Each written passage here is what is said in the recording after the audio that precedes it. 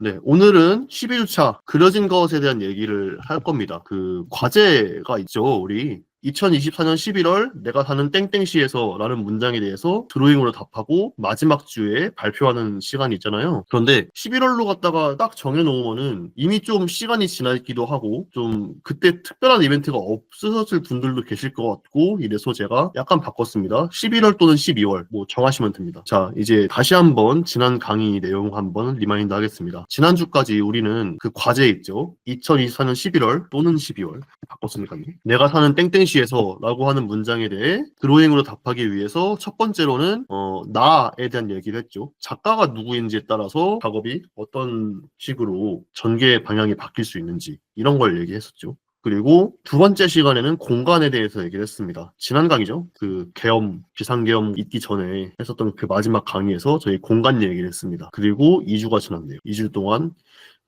어떤 분은 집회에 나가서 이제 물러나라 하신 분들도 계셨을 것이고 혹은 각자의 일상의 자리에서 무언가 지키고 계셨을 분들도 계실 것이고요. 뭐 일을 하셨을 수도 있겠고 한데 그런 가운데 다시 이렇게 안전하게 돌아오셔서 정말 다행이라고 생각합니다. 아무튼 그래서 이렇게 돌아왔는데요. 예, 나 공간 얘기하고 나서 중요도로 치면은 시간이 이번 주에 다뤄질 수 있는 타이밍인 것 같다고 느꼈어요. 그런데 오늘은 대상에 대한 얘기를 합니다. 왜냐하면은 시간은 어, 어느 분야에서든 시간의 문제는 다루기가 정말 쉽지가 않죠. 아주 어려운 논제라고 생각이 듭니다. 네, 물리학자들도 시간에 대해서 얘기하라 그러면은 머리를 쥐어뜯죠. 그래서 노벨 물리학상에 머리가 이렇게 좀 숱이 적으신 분들도 계신가 싶은데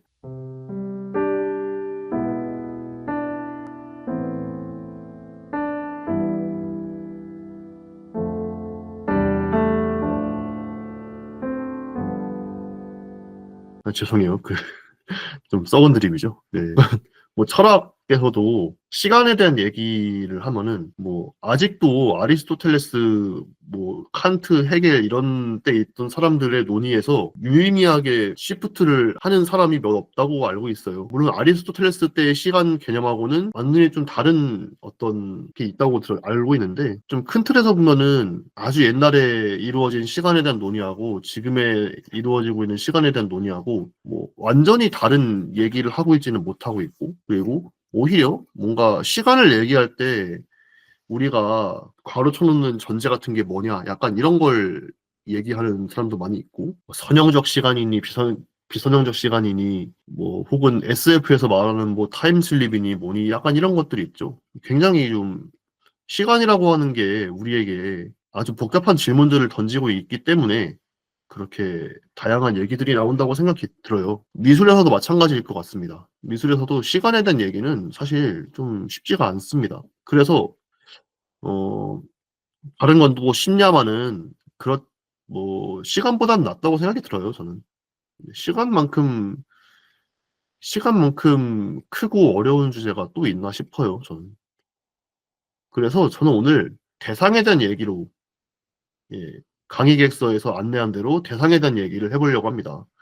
원래는 대상에 대한 얘기도 근데 조금 뭐 여러 가지 얘기하려고 했어요. 사물, 뭐 인물이나 뭐 동물, 식물, 뭐 혹은 뭐 여기 이제 상징적인 대상들, 뭐 대상을 재현하지 않는 그림 이런 것들 막 되게 많이 다루려고 했는데 우리가 지난 몇 주 동안 지금까지 수업을 통해서 다 간접적으로 얘기를 한 것 같아요. 그래서 좀 범위를 좁혔고요. 아무튼 뭐 나름대로 단순화해서 소개를 드리도록 하겠습니다. 오늘도 역시 사례 중심이고요. 예제가 3개 있습니다. 강의를 구성하고 보니까 대부분 영국인이고 미국인 1명, 일본인 1명 있어요. 그리고 일본인 1명은 사실 엄청 그 위대한 사례는 아니라고 생각해요. 굉장히 좀 유명한 화가인데 약간 문제적인 부분 이런 것들을 갖다가 좀 가지고 왔어요. 아무튼 시작을 해보겠습니다. 네. 이 사람 제가 많이 말씀드렸죠.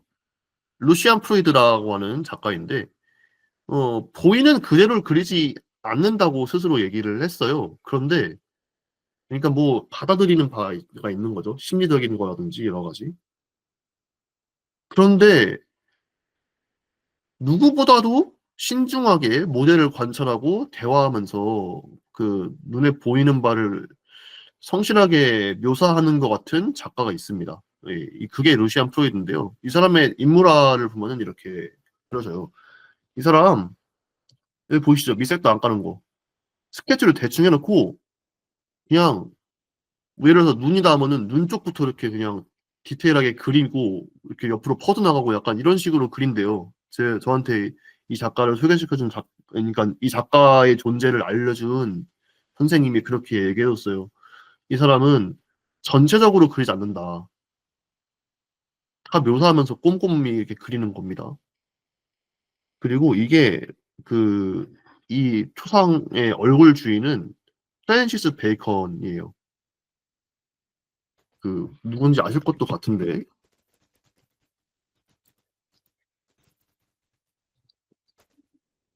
이 사람이에요. 이런 거 그리는 사람이요. 그쵸. 네, 저번에 드로잉 과제에 작은 거울 주고, 네, 그거랑 굉장히 비슷한 방법이죠. 아마 그게 기존에 있던 드로잉 교육 방법론인데, 제 생각엔 아마 그 교육 예제가 이런 사례들을 보고 나온 게 아닐까 생각이 듭니다. 예, 그렇게 그리는 사람입니다. 이 사람도 영국인이거든요. 루시안 프로이드. 이 사람은 독일계고 영국에서 활동을 많이 했었고, 이 프랜시스 베이컨 이 사람은 영국인이고, 그러니까 영국계죠. 영국계 사람이고 아일랜드 사람이네요. 더블린 출생이네요. 그리고 이 영국 미술계에서 굉장히 좀 오랫동안 활동을 했던 작가인데, 뭐 이렇게 그렸어요. 뭐 아까 보시면 아시겠지만 이 사람은 굉장히 과격한 성격의 소유자일 것 같은데 앉혀놓고 한참 그린 거예요. 그 루시안 프레드의 작업은 기본 한 달이 넘어간다고 해요. 초상 하나 그리는데. 그래서 아이들 그릴 때 아이들이 무척 힘들어한대요. 그리고 뭐 그래서 그런지 그리고 침대에 이렇게 누워 있거나 소파에 앉아가지고 그리는 그 앉아 있는 상태로 그리는 그런 그림이 좀 많이 있어요. 힘든 거죠. 네. 그리고 그렇게 아주 천천히 대화도 하고 이렇게 요리요리 뜯어보기도 하고 하면서 그리다 보니까 이 정도의 디테일이 나오는 거죠. 붓질은 사실 이렇게 한 번에 한 번에 그리는 부분들이 굉장히 많이 있는데도 불구하고 이 묘사의 정확도가 엄청나죠.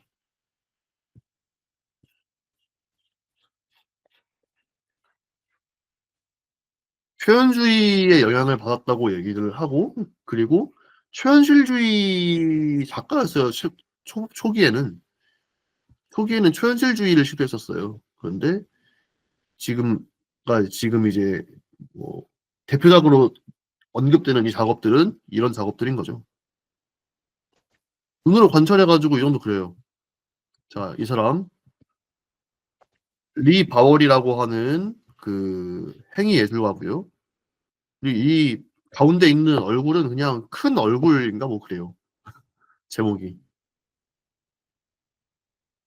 그리고 여기 뭐 이 강아지랑 같이 앉아 있는 사람 있는데 보시면 아시겠지만 우리 입체감이 있는 그림을 그리려면은 대상에다가 어떻게 하라고 가르치죠? 혹시 이거 좀 말씀해 줄 수 있는 분 계세요?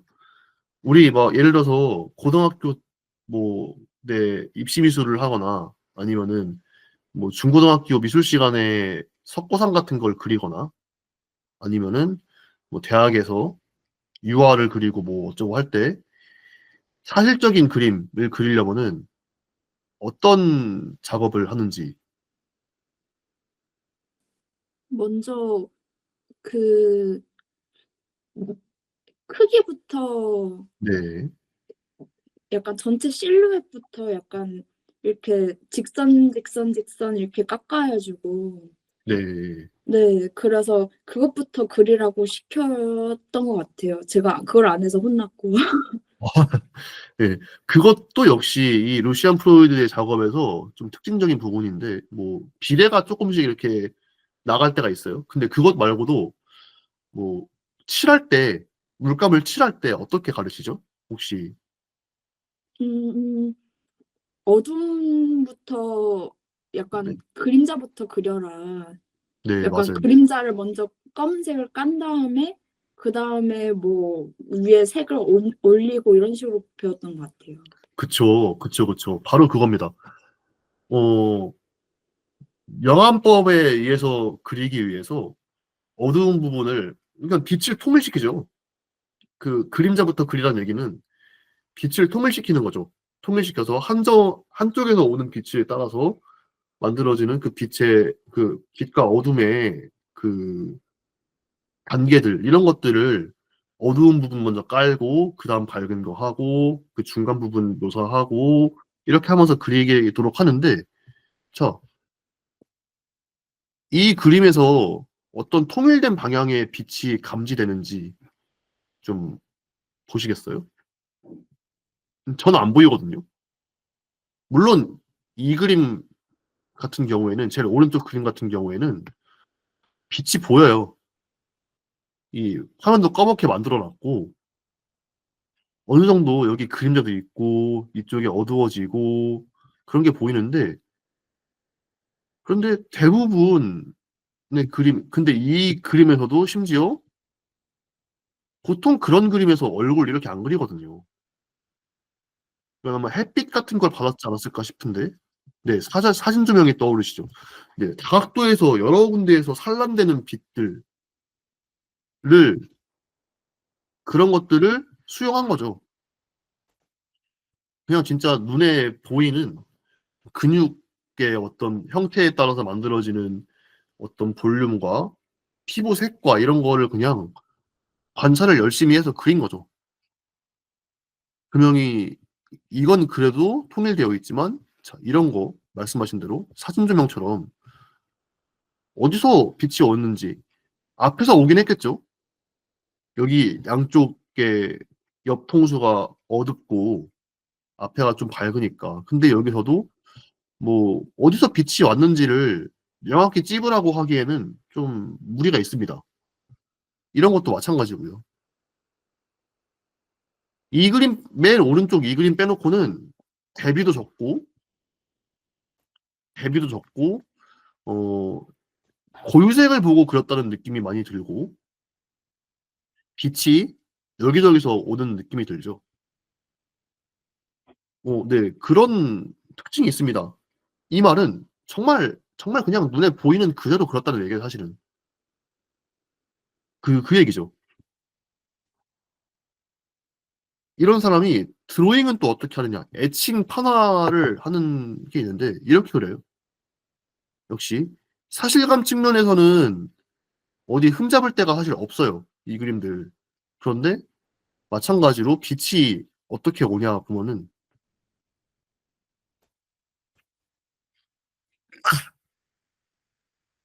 역시 여기도 여기저기 이렇게 오는 빛들을 받고 있죠. 그래도 이렇게 좀 특징적으로 밝은 부분들이 있긴 한데 어 뭐 어디서 왔다고 보기 좀 어려운 빛들이죠. 한 군데서 왔다고 보기 어려운 빛들이죠. 이것도 마찬가지고요. 이건 뭐 오른쪽에서 때리지 않았을까 싶은데 그럼에도 불구하고 원래는 그렇게 그리면은 하얗게 남겨 놔야 되는 면들이 이렇게 그 기다란 선들로 갖다가 근육의 어떤 형태로 그려져 있죠. 이쪽도 마찬가지입니다. 이건 그래도 그나마 한쪽에서 오는 빛이 좀 잘 표현이 됐네요. 근데 대부분 안 그렇습니다. 그래서 예제는 마지막 뺄겠습니다. 마지막으로 뺄게요. 예제는.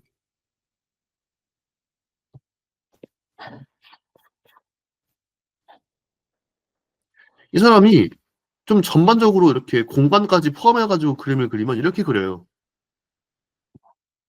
네, 다양한 방향에서 오는 빛을 부분적으로 그려 나가면서 다시점의 느낌도 나는 것 같다고 말씀을 주셨는데, 근데 실제로 좀 시점들이 통일되지 않고 이렇게 어긋나 있는 것 같은 인체 표현들이 이 사람의 그림에서 나타납니다.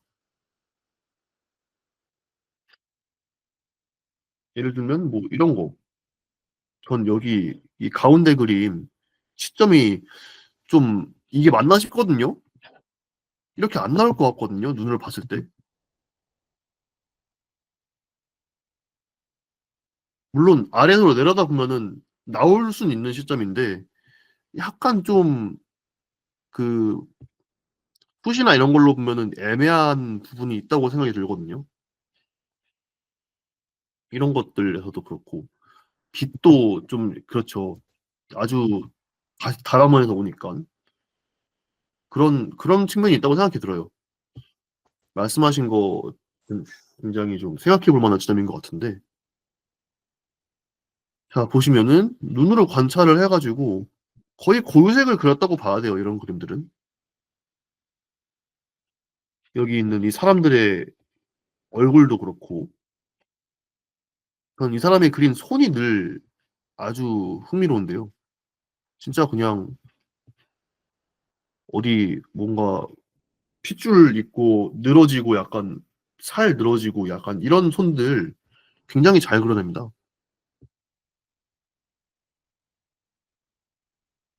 그리고 다들 왠지 눈 피하고 있죠. 이 얘기 할 건데 있다가 다들 눈을 피하고 있어요. 이런 거 빼놓고는. 옷주름도 아주 그 보이는 그대로 그린 게 느껴지고요. 이런 거 바닥이 좀 뭔가 좀 애매해 보이죠. 바닥이 좀 이게 맞나 싶죠. 맞긴 할 텐데 뭔가 어긋나 보이죠. 이렇게 쏟아지는 것 같은 앞으로 그런 느낌이 있죠.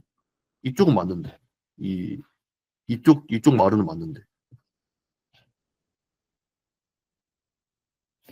그쵸. 눈에 보이는 대로 그린 그림들입니다.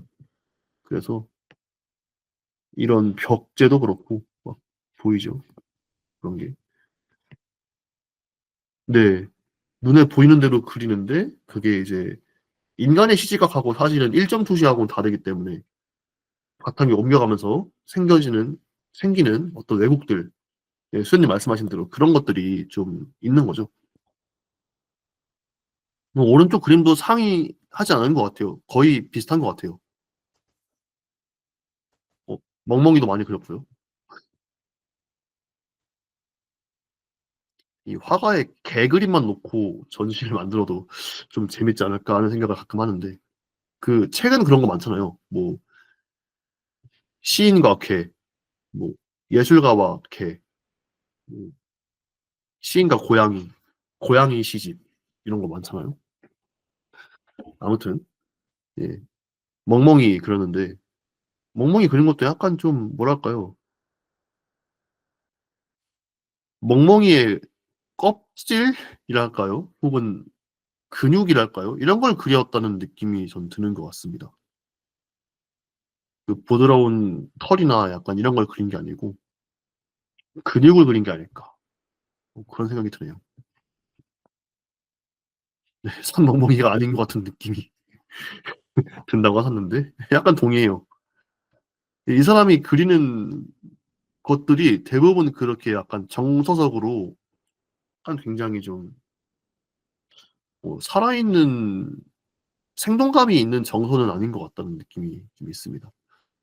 네. 뭐 자기도 이렇게 그려요. 심지어는 이 왼쪽부터 두 개가 자기인데 여기 이제 뭐 이건 모델이고요. 예, 이렇게 보시면은 둘이 친구였거든요. 서로를 그려줬어요.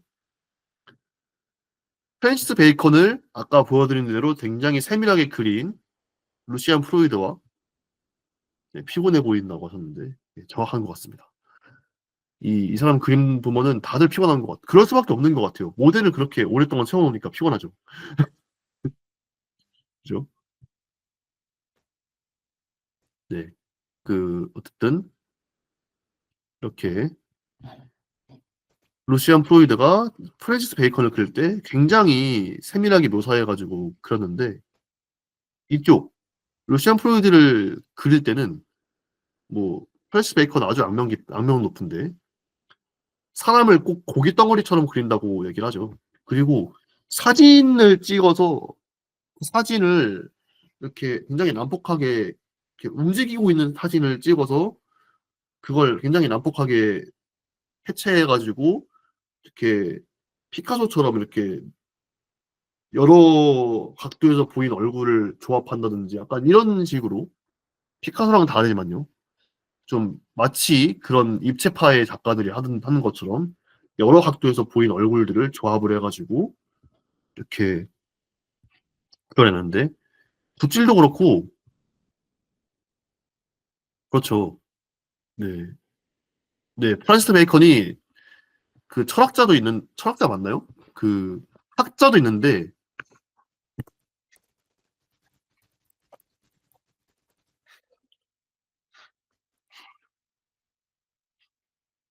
네, 법관, 철학자, 과학자 사람도 있는데 네, 그죠. 저도 처음에 그래서 아니 그 시대가 언젠데 했는데 이렇게 있습니다. 아일랜드에서 태어난 근데 관계가 있나 봐요.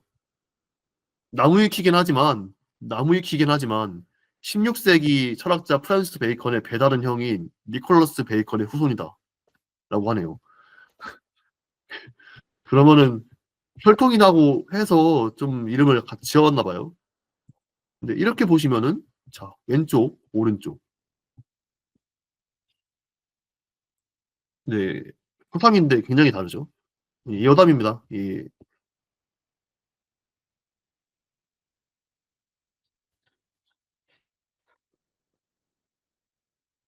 이 오른쪽에 프란시스 베이컨 이 사람은 그 들레즈라고 하는 철학자가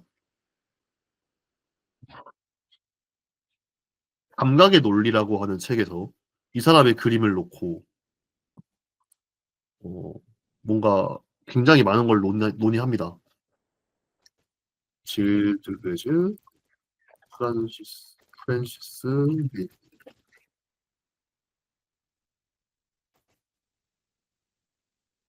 네.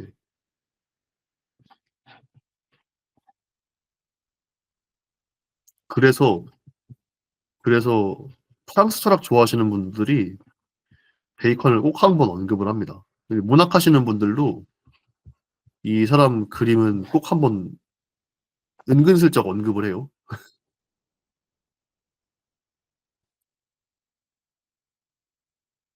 꼭 한 번 아니고 굉장히 많으신 분들이 한 번쯤은 언급을 하십니다.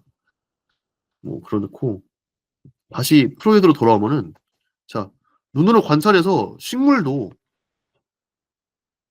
여기 있는 이 식물도 그렇고 네, 이거 보이시죠? 이거 그 사람이 그렸거든요. 루시안 프로이드가 그린 건데 굉장히 사실적이죠. 심지어 식물은 움직이지도 않잖아요. 뭐 움직인다곤 하지만 인간이 감각할 수 있을 정도로 이렇게 스스로 움직이는 경우는 없잖아요. 그냥 냅다 보고 그린 거죠. 꼼꼼하게. 그 인물을 그렸을 때 뭔가 이렇게 좀 왜곡이 된다던데 이렇게 보이는 거는 제가 볼 때는 인물들이 조금씩 자세를 바꾸니까 또 그런 것도 같아요. 그런데 식물은 안 그렇죠. 아주 아주 꼼꼼하게 정밀하게 그린 사진 같죠, 그렇죠? 그런 측면들이 있습니다.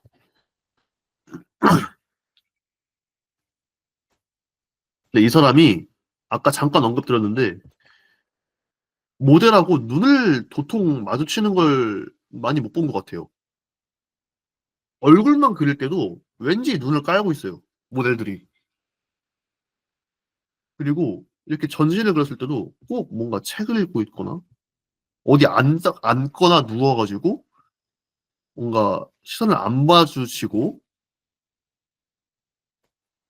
이렇게 눈을 깔고 있고 이 사람은 이건 어머니일 텐데 이쪽을 보고 있긴 한데 이쪽을 보고 있긴 한데 눈을 마주칠 것 같진 않죠.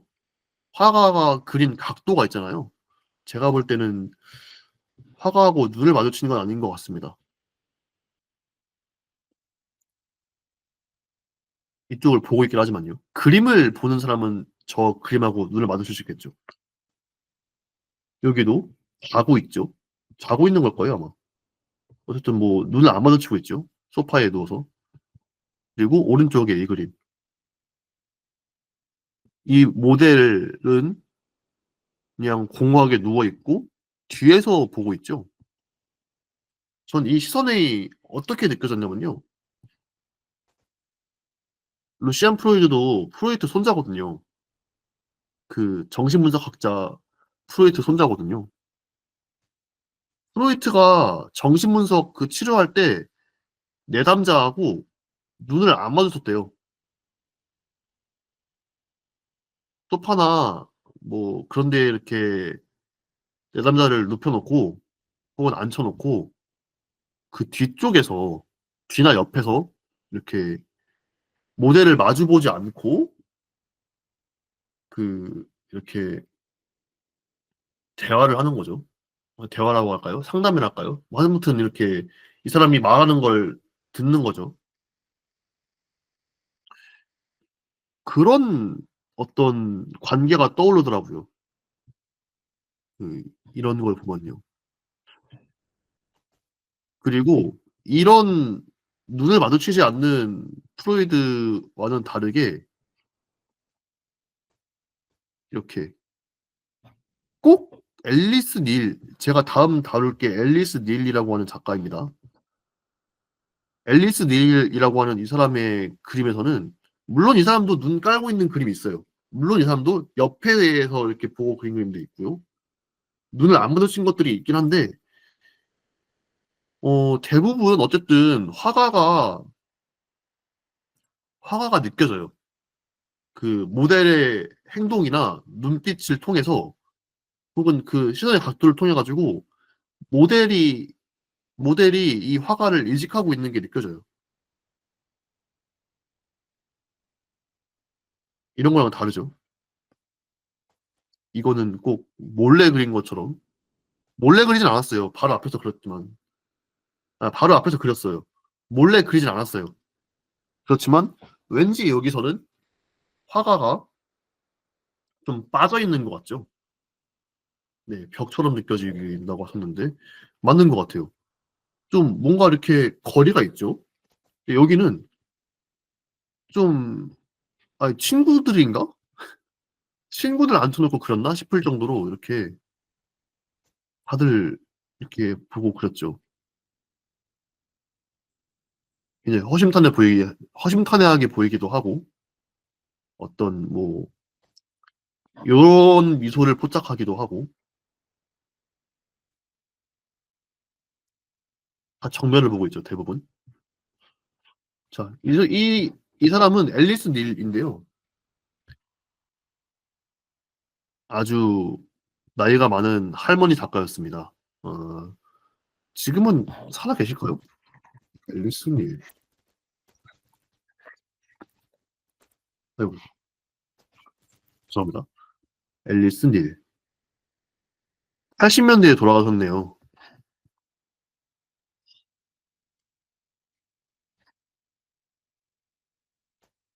네, 이분인데 영혼의 수집가라고 하는 별명이 있답니다.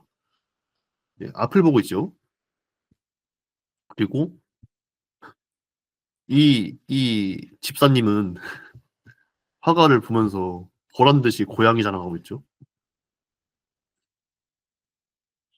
그리고 아마 어떤 이 감정의 미묘한 순간을 포착하기 위해서인지는 몰라도 굉장히 빠르게 어떨 땐 대충 그렸나 싶을 정도로 좀 이렇게 덜 그리는 부분들이 있습니다. 이 작가는. 그런데 이런 데 보면은 굉장히 정확하죠. 혹은 굉장히 날카롭죠. 이 눈 보세요. 이 표정 보십시오. 그리고 네. 그리고 이런 솜씨로 앤디 워홀이에요. 이거 앤디 워홀이에요. 앤디 워홀 그린 거예요. 그 화려하고 뭔가 신비주의적인 것도 같고 파티를 막 잔뜩 하고 팩토리를 운영하고 그런 앤디 워홀에 꼭 되게 연약해 보이잖아요. 연약해 보이고 좀 뭔가 이렇게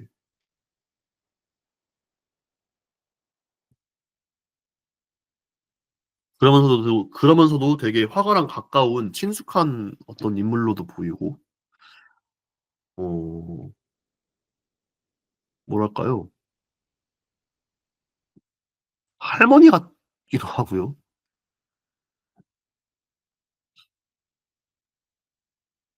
예. 흥미롭죠? 앤디 워홀을 이렇게 그린 사람이 있어요.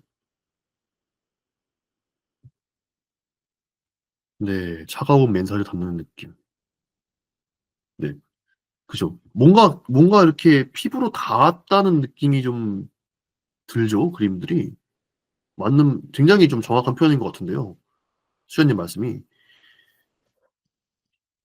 이런 건 진짜 살처럼 보이긴 하는데 왠지 아까 수현님 말씀하신 것처럼 거리가 있죠. 화가가 벽처럼 느껴지고 막 그런 거리가 있죠. 그런데 이 사람은 아주 덜 그리고 좀 삐뚤빼뚤하게 그리고 뭐 그렇게 하는데도 불구하고 뭔가 이렇게 굉장히 가깝게 느껴지죠. 맨살이 닿는 느낌이라고 하셨는데 그런 느낌. 네, 프로이드의 그림은 거죽이라면 네, 수연님의 말씀에 앨리슨 닐의 그림은 살각 같다. 네, 정확한 표현 같아요. 앨리스 닐의 그림은 네, 저도 좀 그렇게 많이 느끼는 게 있는데 이 죽은 깨에 있는 사람을 그린 그림이 있어요. 이 사람이 그린 그림이.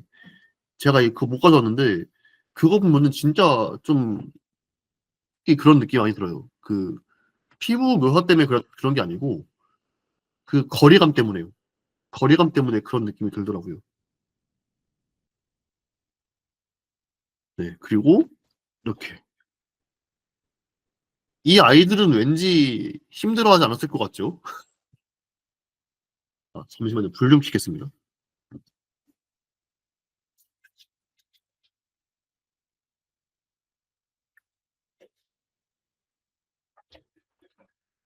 이 아이들은 모델을 쓸 때 그렇게 힘들어했을 것 같지가 않죠. 약간 장난기 있는 웃음도 짓고 있네요. 미소 같은 걸 짓고 있네요. 그리고 약간은 따분하는 것도 같고 이렇게 그려 놓는다든지 혹은 이렇게 이 두 사람을 그린 것도 보십시오. 네, 이런 거 보세요. 이렇게 다리가 뒤로 쭉 나와서 두 사람의 그 발이 이렇게 닿아 있죠. 어떤 심리적인 부분을 이렇게 자세로 갖다가 묘사하고 있는 거죠. 그리고 이렇게 이거는 뭐 거의 뭐 어깨 동무나 뒤에 팔이 있나? 뭐 그런 상태겠죠. 굉장히 가깝게 몸을 맞대고 있는 상태고, 네, 이 사이에도 가깝고, 뭐 이렇게 그렇죠.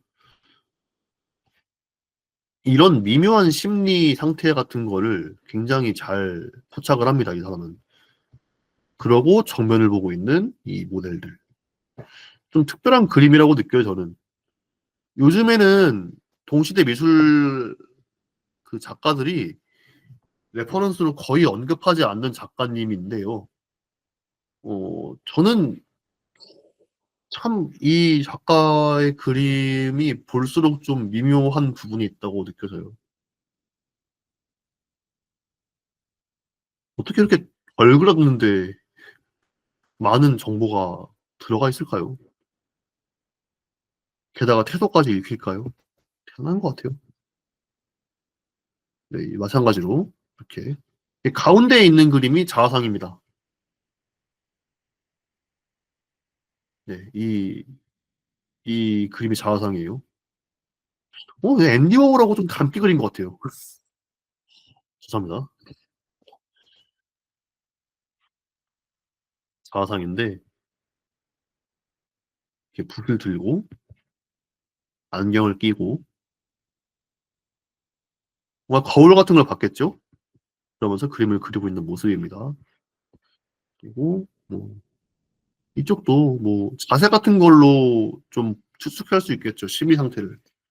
네, 색깔들, 네, 컬러들이 객관적인 피부색을 따라가는가 싶으면서도 좀 이렇게 심리적인 면을 부각하기 위해서 채택하는 색깔들이 있다고 느껴져요. 붓질도 그렇고 이런 거 보면은 이 둘을 묶어 놓은 이 푸른 붓질하며 이쪽 그림도 그렇고 이 파란 방 하며 아마 뭐 진짜 방이 그랬으면 할 말은 없는데 네 아마도 좀 이 모델에 대해서 얘기하기 위해서 좀 의도적으로 선택했던 방법들이 아니었을까 저는 그런 생각을 합니다. 그리고 여기 이제 네 이 그림이 아주 유명한데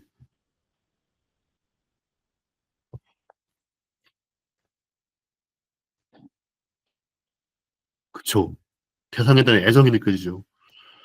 그래서 저는 오늘 이 예제도 가져왔어요. 이것도 뒤로 뺄게요. 네, 그쵸. 근데 루시안 프로이드랑 이 앨리스 닐의 방법을 두 가지 다 한번 적용해서 그림을 그려보는 거를 저는 권장을 드려봅니다. 그런 예제를 한번 보여드릴 거예요. 그쵸. 프로이트는 프로이트 혼자답게 좀 이렇게 분석하는 느낌이 강한데 이 앨리스 닐의 그림은 굉장히 따뜻하죠. 그 좀 애정이 많이 느껴지죠. 그래서 정면을 바라보는 앨리스 닐의 모델들과 루시안 프로이드의 모델들은 다르죠. 그림이 다르죠. 이 대상을 어떻게 보느냐의 문제인 거죠. 네, 이런 부분들이 좀 있습니다. 이런 면모가 있죠. 그리고 다음으로는 갑자기 좀 점프를 뛸 겁니다. 왜냐면은 자 이렇게 눈으로 보고 어쨌든 앨리스 닐이든 이 프로이드든 이렇게 대상을 관찰을 하고 그 관찰에 기반해서 그리는 면모가 분명히 있습니다. 어쨌든 눈으로 본 것을 따라가요. 그런데 뭐 어떻게 보면 눈일 수도 있겠습니다만 활용된 것들을 가지고 뭔가 활용해서 작업을 하는 사람들이 있죠. 탑 아트 작가들이 좀 많이 그런 걸 하고 지금 보여드리는 이 사람은 대중매체의 이미지를 활용을 해서 어, 초기 영국의 팝아트 같은 거를 좀 시도했던 작가 중에 한 명입니다. 리차드 해밀턴인데요. 인디펜던트 그룹이라고 하는 걸 나중에 만들고 거기서 뭐 잠시만요.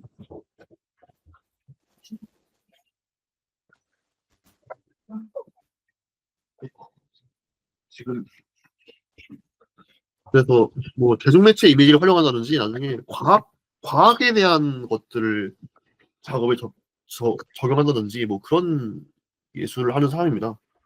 이거 보시면은 이게 이제 당시 영국의 어떤 유명한 밴드 멤버들인데 이 사람들이 어떤 뭐 사회적으로 논란이 될 만한 행동을 해가지고 그 보도가 됐나 봐요. 아마도 약물 문제였던 것 같은데 한번 검색해 볼까요?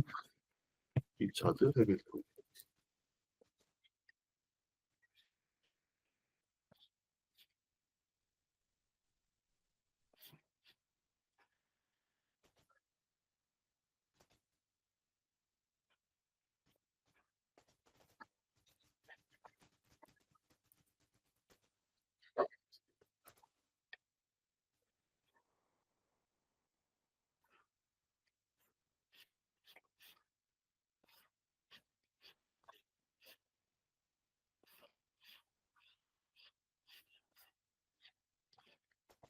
네.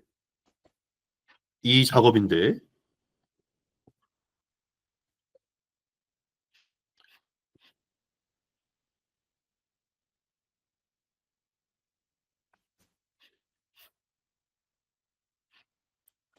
제가 나중에 정확한 거 찾게 되면 알려드릴게요. 아무튼 이 당시 연예인들이죠. 연예인들의 어떤 그 보도 사진. 그래서 여기 잘 보시면 여기 수갑 같은 게 이렇게 좀 수갑은 아닐 수도 있겠습니다만 뭔가 팔목에 뭐 채워져 있죠. 수갑은 아닐 수 있을 것 같지만 뭔가 채워져 있고 아 뭐 셔츠일까요 그냥? 뭐 그럴 수도 있겠죠. 아무튼 뭔가 이렇게 얼굴을 가리고 있고 그 이런 모습이 있습니다. 이미지가 대상이 그 대중매체 이미지인 거죠. 이렇게 우리가 그냥 뭐 몇백 원 주고 사면은 쉽게 얻을 수 있는 신문이나 이런 데 매거진 이런 데 나와 있는 사진 이걸 재료 삼아서 이렇게 뭐 발췌해 가지고 아트로 만든 거죠. 계속 대중매체에 대한 관심을 부었던 것 같아요. 대중문화, 대중매체 이런 것들을. 그래서 보시면은 이것도 페인팅이 뭐 토스터죠. 그리고 뭔가 이렇게 콜라주를 했고 여성의 신체 같은 게 있네요. 네, 여기 코카콜라가 꽂혀 있죠. 냉장고인 거죠, 냉장고. 다른 걸 볼까요? 자, 이런 것들 있죠. 크라이슬러 자동차래요. 크라이슬러에 대한 경위라고 해요. 제목이. 그래서 자, 뭐 가정용 가전제품들, 콜라, 자동차 광고에 나올 법한 이 핑크색 이 크라이슬러 자동차의 앞모습. 여기도 보면 자동차죠, 이것도. 자동차인지 비행기인지 뭐 그런 어떤 기계의 모습들. 그리고 이 뒤쪽에 있는 아마도 뭐 빌딩의 한 모습이겠죠. 이런 것들을 오려가지고 놓고 입술이 있죠. 뭔가 이 어떤 이미 다른 누군가가 이미 다른 누군가가 촬영하고 편집해서 어, 유통을 하거나 의미를 부여해 놓은 이미지를 대상으로 삼는 거죠. 그렇게 하면서 어떤 자기가 마주하고 있는 세계가 어떤 세계인지를 뭐 직간접적으로 좀 보여주고 있는 거죠. 그래서 자 이런 것도 합니다. 이 팝아트 그 콜라주가 굉장히 유명한데요. 이 이제 굉장히 광고 같은 것들. 오늘날의 뭐 미국 가정인가 뭐 그런 것들이 오늘날의 가정을 뭐 새롭게 만드는 것은 무엇인가 이런 제목인데 보시면은 별게 다 있어요. 뭐 청소기 있고 이 팝 이거는 저거겠죠. 그 사탕이겠죠. 이쪽에 있는 거 햄. 그러니까 이 여성의 앞에 놓여 있는 이 테이블에 놓여 있는 것은 햄 패키지고요. 텔레비전 있고 여기 있는 건 어떤 뭐 영화 포스터 같은 거 있죠. 바깥쪽에는 영화관이 아주 삐까번쩍하게 이렇게 불을 밝히고 있고 포드사의 휘장 같은 게 이렇게 붙어 있는다든지 이 집 자체도 좀 어떤 그 굉장히 어떤 그 광고에 나올 법한 집이죠. 이렇게 소비재로 가득 차 있는 어떤 풍경이죠. 거기에 이 남자와 여자의 누드 사진을 붙여가지고 어 보여주고 있는 거죠. 그리고 이건 여담인데 청소기인지 사탕인지가 남성의 어떤 일부 신체에 빗대어졌다고 알고 있고 이 햄이 여성의 일부 신체에 좀 빗대어졌다고 알고 있습니다. 비슷한 콜라주를 또 만들죠, 이렇게. 여긴 조금 더 뭔가 다른 이야기인 것 같은데. 네. 이런 식으로 작업을 합니다. 그러니까 이거는 특정한 어떤 대상이 아니라 특정한 뭐 사람, 특정한 뭐 물건 이런 게 아니라 대중매체 이미지, 뭐 대중문화 이런 부분이겠죠. 그걸 대상으로 삼는 거죠. 그리고 우리들이 좀 마주칠 수 있는 예술 작품들 중에는 그런 게 굉장히 많습니다. 뭐 자본의 리얼리즘, 뭐 아니면은 여성성에 대한 작업들, 뭐 아니면은 뭐 또 뭐 있을까요?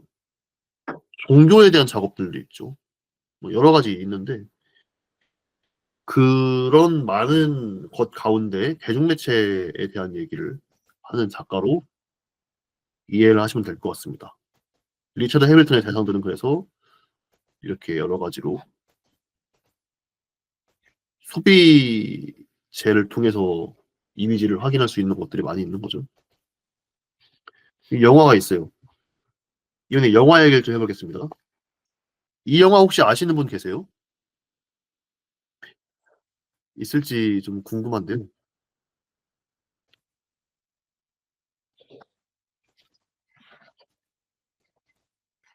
대리 박정원, 비트겐슈타인.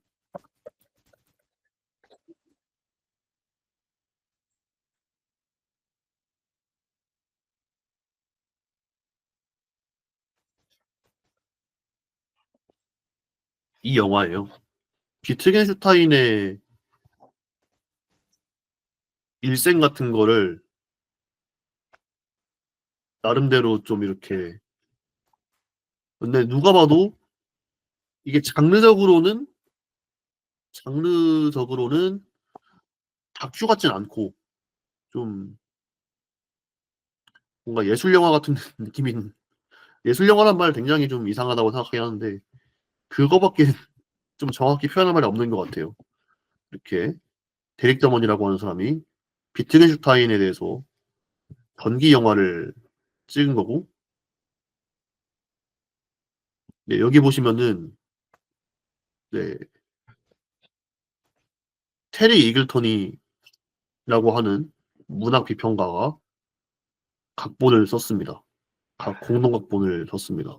그런 영화인데 자 분석 철학이라고도 하고 뭐 논리학에 대한 부분도 얘기를 하고 뭐 그 진리표 같은 걸 만들어 가지고 세상의 모든 변수를 알고 있고 그걸 진리표 안에 넣을 수 있으면은 우리는 세상의 모든 것에 대해서 알 수 있다. 이런 논리학의 어떤 그 전제를 가지고 이 작업을 했던 분이기도 하고 굉장히 저는 그러니까 그런 사람을 이렇게 만들 줄 몰랐어요. 이런 식으로 뭔가 그려낼 줄 몰랐어요. 이 아이가 계속 나오거든요. 그러니까 비트겐슈타인은 되게 분열적인 인물로 나와요. 되게 모순적인 인물로도 나오고 어, 괜히 막 그 괴짜같이 어디 섞이지 못하는 모습도 보이고요. 수학자는 발가락이 몇 개야? 10개. 근사한데 인간도 똑같이 10개를 갖고 있어. 이게 뭐예요? 계속 이렇게 이 비트겐슈타인이라고 하는 사람의 전기 영화를 만드는데 이런 이미지 계속 나옵니다. 자, 보시면은 이 철학자한테 뭐 다들 이렇게 그 가르치고 있는 모습인가 봐요. 저도 영화 본지 꽤 오래돼가지고 기억이 안 납니다만은 이런 장면이 나오고 자 이렇게 계속 좀 이렇게 화려한 옷을 입고 형색색의 옷과 장식과 이런 걸 달고 있는 사람들이 나와요. 그런 사람들 이렇게 이 약간 보수적인 정장 같은 걸 입고 있는 비트겐슈타인 이런 구도가 계속 나오거든요.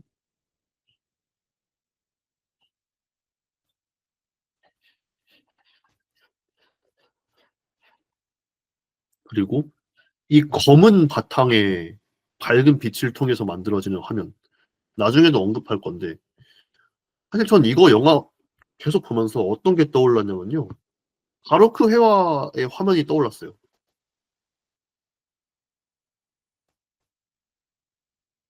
네, 뭐 그렇습니다. 저는 그렇게 느껴지더라고요. 그리고 자, 이렇게 여기 지금 왼쪽에 제 왼쪽에 있는 인물 보이시죠? 이게 이제 러셀이래요. 트겐슈타인의 스승인가 그렇죠?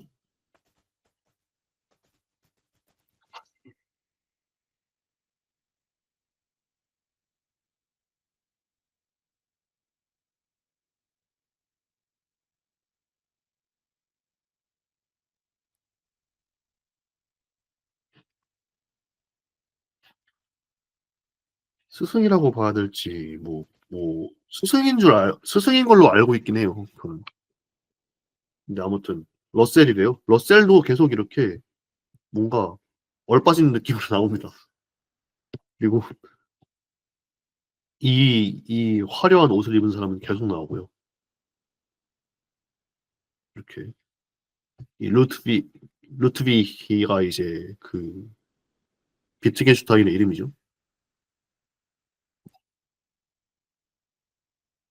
이런 식으로 이런 화면을 계속 보여줍니다. 전기 영화에서 굉장히 좀 독특한 방식이죠. 깜짝 놀랐어요. 사실 저 영화 틀었을 때 비트겐슈타인이라고 했는데 전기 영화라고 했는데 이런 화면이 나온다고 해가지고 잘못 나온 줄 알았어요. 저는 이게 뭐야? 저 이거 군대에서 봤거든요. 군대에서 보고 잘못 나온 줄 알았어요. 그게 그 군대에 있는 셋톱박스에 BTV 깔려 있어가지고 BTV 서비스가 돼가지고 BTV로 영화 틀었거든요. 무료 영화 해가지고. 근데 이런 게 나오는 거예요. 얼마나 얼마나 당황스럽던지. 근데 봤을 때 끝까지 보고 나서 되게 좀 재미있다고 생각했어요. 그리고 이쪽에 있는 거는 일단 비트겐슈타인은 시종일관 굉장히 딱딱한 인물로 나오는데 애인이라고 묘사가 됩니다. 같이 뭐 어딘가에 앉아서 뭐 하고 있는 거죠. 뭐 이런 것들도 묘사를 하고. 그래서 굉장히 모순적인 인물이다라고 하는 부분을 얘기할 때 이 애인에 대해서 얘기를 합니다. 그 영화에서. 약간 논리의 화신 같은 사람이 좀 뭔가 당시의 말로 비합리적인 그런 관계를 맺고 있다라는 식으로 뭐 데릭 저먼이 혐오 표현을 했다고 생각하진 않습니다. 왜냐면 데릭 저먼은 자체로 이제 성소수자 인권 운동가였잖아요. 그래서 그랬을 것 같진 않은데, 네, 당대에 이제 그러니까 비트겐슈타인에 대해서 전기 영화로서 이 애인의 존재를 언급할 때 그런 식으로 얘기하더라고요. 그리고 여기 이제 Don't think I'm afraid of dying.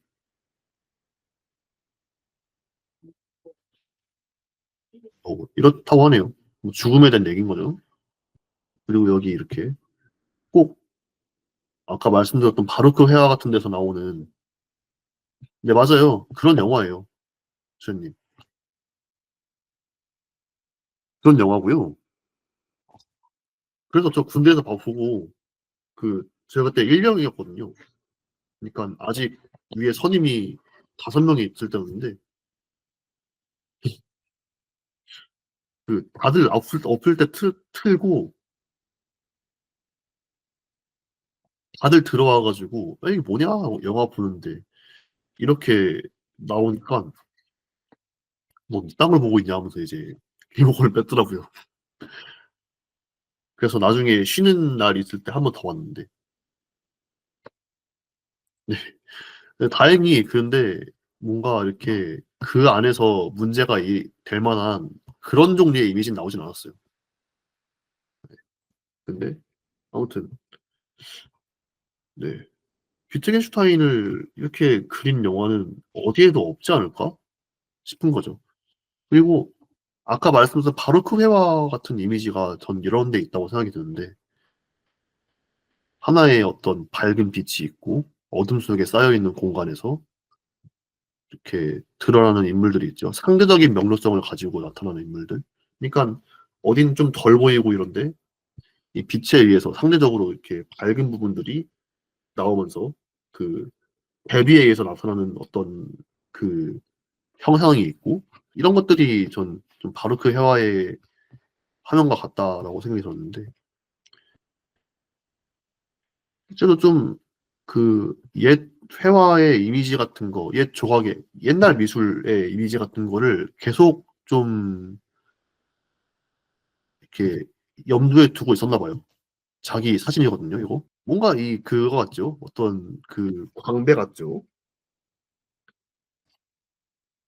그리고 바로크 회화에 대한 되게 직접적인 발언을 합니다. 까라바치오라고 하는 그 바로크 시대의 화가에 대한 얘기를 이렇게 영화로 만들었어요. 까라바치오는 그림을 하도 잘 그려가지고 사람을 죽였는데 교황이 죄를 사했다고 했나? 뭐 그랬대요. 교황인가 추경인가가 그냥 아 교황인지 추기경인지가 그냥 뭐 막 그렇게 큰 죄를 안 물고 그랬다는 얘기가 있는 작가거든요. 까라바치오는. 근데 되게 잘 그리긴 해요. 까라바치오 그림 보여드릴까요? 까라바치오는 와,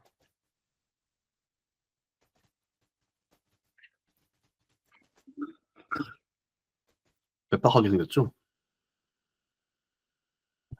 이렇게 그림 그렸어요.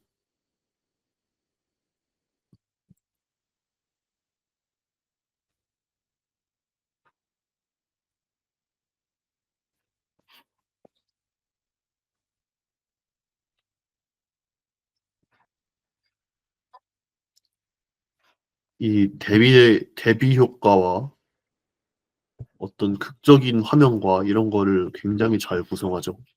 굉장히 역량이 좀 있는 화가인데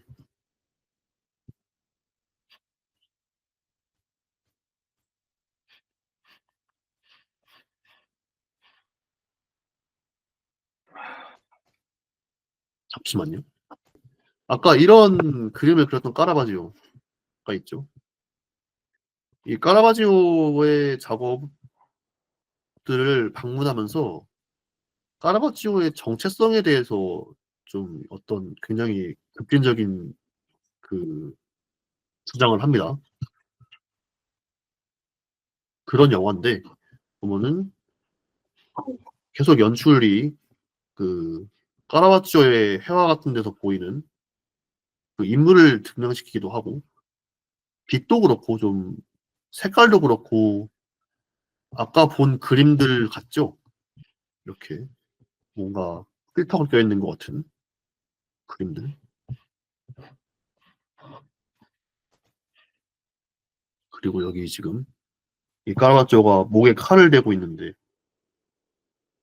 네, 굉장히 개팍했고 폭력적이었대요. 그 화가가. 이런 장면들을 넣는다든지 까라바치오의 회화 작업을 하는 장면이겠습니다, 아마. 저도 이 영화 보고 싶어요. 아직 못 봤거든요. 이렇게 꼭 한 편의 그림 같죠? 까라바치오가 그렸던 그림 같죠? 네, 이렇게 한다든지 이, 이 이렇게 굉장히 준수한 외모의 남자들을 이렇게 세워놓고 어떤 그 신화적인 인물을 연기하는 거겠죠. 그런 맥락으로 갔다가 하면서 네 이렇게 묘사한다든지 이것도 제가 나중에 예제 한 번에 알려드리겠습니다. 오늘 예제는 3개예요. 그리고 이 바로크를 왜 이렇게 대립점원이 바로크를 방문했냐라고 한다면은 자 제가 영어로 돼 있던 글을 제가 이렇게 가지고 왔어요.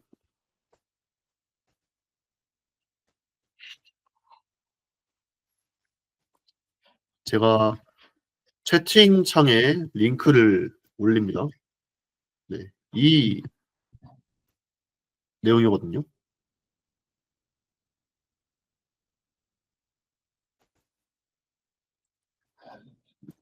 한번 읽어보겠습니다. 원래 까라바조를 소재로 선택한 사람은 데릭 자먼이 아니라 그의 프로듀서인 다른 사람이었지만 어, 데릭 자먼에게 그 예술가는 굉장히 적합한 선택이었습니다. 이거 구글 번역이라 죄송합니다.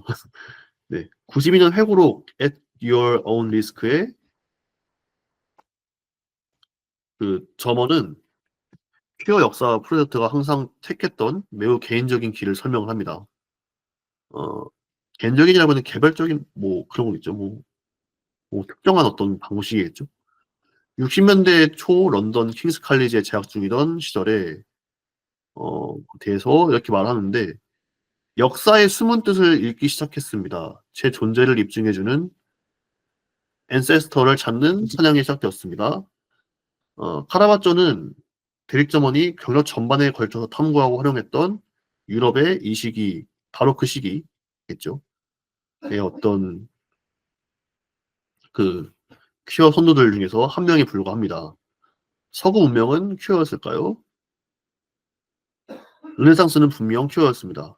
메디치, 미켈란젤로, 다빈치, 보티첼리, 로쏘, 폰토르모, 카라바치오, 셰익스피어, 말로우, 베이컨. 그래서 이 저명한 예술가, 작가, 박식가들을 이제 어떤 전통의 일부로 주장을 하는 되게 급진적인 어떤 행동이라는 거죠. 그래서 어떤 특정한 시대의 어떤 자신의 정체성과 관련된 그 사례들을 대상으로 삼아가지고 영화로 만들기도 하고 어떤 탐구의 대상으로 삼기도 하고 어, 그것과 관련 없는 인물들이 나오는 영화에서도 어떤 비슷한 화면이라든지 이런 걸 구성하기도 하고 이런 거죠. 그리고 어, 이 사람이 영국에 대해서 찍은 영화들은 좀 뭐랄까요? 자, 배경 지식이 필요한데요. 우리가 르네상스적이다라고 하는 게 있고 바로크적이다라고 하는 게 있는데 르네상스는 근대까지의 그러니까 근대에 대한 두 관점이에요. 그 르네상스는 모든 게 아주 잘 융성해가지고 그 태평성대 같은 때 나올 수 있는 어떤 거라고 이해를 쉽게 하시면 되시고요. 그냥 쉽게 하시면 돼요, 그렇게. 그리고 바로크 시대는 굉장히 좀 불안정합니다. 불안정한 시대에 어, 균형감도 깨지고 뭔가 이렇게 어둡고 좀 이렇게 뭐랄까요? 까라바치오 그림에서도 약간 우스꽝스러운 모습들로 보이거든요. 우스꽝스럽다는 말은 정확한 표현이 아니고 뭐랄까요?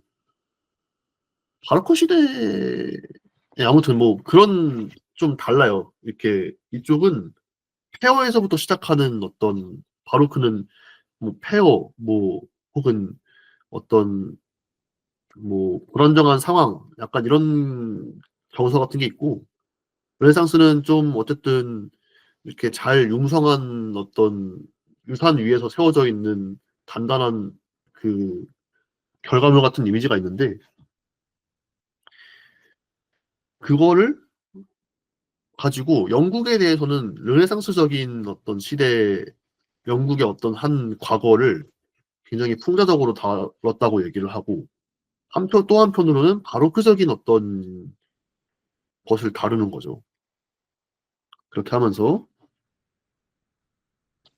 이렇게 좀 역사에 대해서 좀 비평을 하는 거죠. 카라바찌오는 문제를 일으키는 사람으로 명성을 떨쳤으며 동시대의 사람들은 그를 싸우는 사람, 약간의 좋은 일을 했지만 많은 해를 끼친 독이라고 불렀습니다. 실제로 저명한 이 레오 베사니는 20세기에 앙팡 테리블리라고 하는 단어를 의도적으로 시대에 뒤떨어진 방식으로 사용했습니다. 아무튼 이렇게 역사의 한 시기를 대상으로 삼는 거죠. 혹은 그때의 어떤 가치나 아니면은 그때에 있었던 자신의 그 어떤 정체성과 관련된 선조들을 찾아가는 어떤 그런 작업인 거죠. 그게 대상인 거죠. 그런 게 있는가 하면은 자, 오늘 아주 환상적인 그림도 봅시다. 윌리엄 블레이크라고 하는 영국인이에요. 자, 지금까지 다 영국인이에요. 앨리스 닐 빼고. 앨리스 닐은 미국인이에요. 다 영국인이에요, 지금. 영국 작가들이에요. 윌리엄 블레이크는 이렇게. 이 사람은 좀 특이한 게 한화랑 수채화로 좀 유명하고 밀턴이라고 하는 시집을 냈는데 윌리엄 블레이크, 밀턴, 밀턴. 여기서 이렇게 신화적인 세계를 구축을 하는데 그 그림들이에요, 이게. 보시면은 뭐 이 내용은 나중에 한번 궁금하시면 찾아보는 걸 권해드리는데 오늘은 그 내용을 다루진 않을 거예요. 근데 이 신화적인 세계를 구축하기 위해서 이 사람이 어떻게 하는지 봅시다. 굉장히 이상화되어 있는 몸이죠. 그리고 뭔가 뒤에 어떤 그 신비로운 구름이나 빛 같은 게 막 뻗어나오고 있고 그리고 막 하늘을 날고 있고 저기 옆에 보세요. 여기 보십시오. 말 타고 하늘 날아가죠. 그리고 왠지 비장한 장면들이 있죠. 이렇게 구름 타고 가는 건지 뭐 말 타고 가는 건지 몰라요. 말 타고 가는 게 맞네요. 말 타고 가는 거고 예, 이렇게 뭔가 신화적이고 이상화되어 있고 그러니까 신화적인 인물을 그려내기 위해서 굉장히 이상적인 뭐 그 근육 구조나 어떤 비례 이런 것들을 지니고 있는 어, 몸에 처진살이 하나도 없는 그런 인물들을 그리고 있는 거죠. 그러니까 살이 하나도 없어요. 그 블레이크가 그린 그림들 보면은 지방이 없어요. 지방이 없고 다 근육입니다.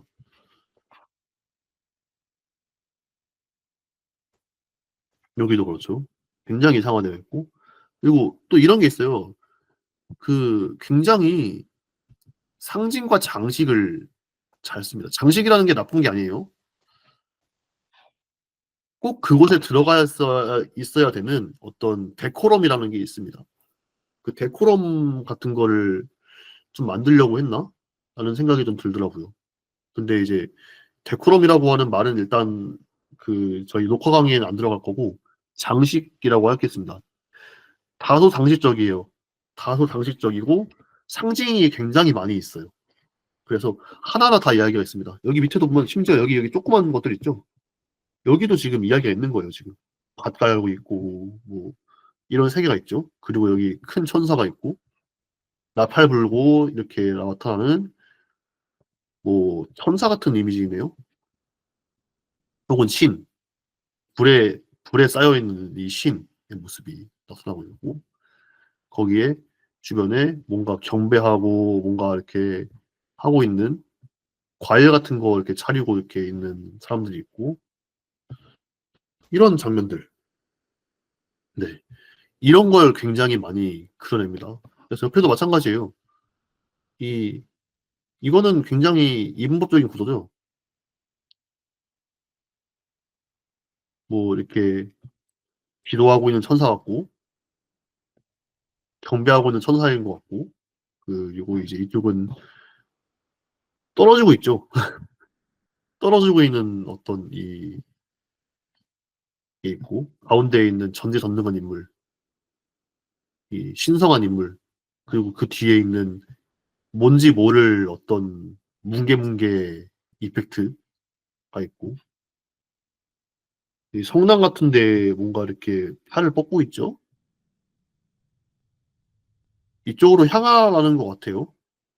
이쪽으로 인도를 하는 것 같아요.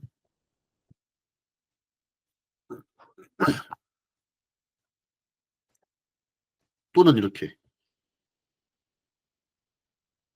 네 활을 가지고 적들을 무찌르려는 이런 이미지라든지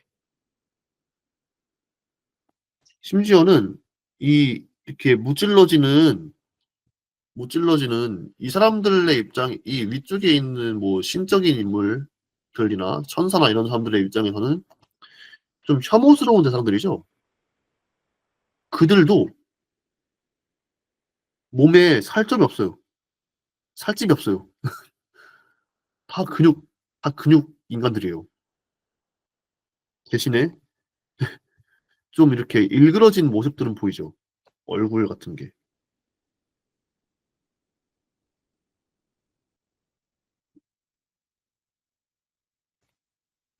요런 그림이 있는데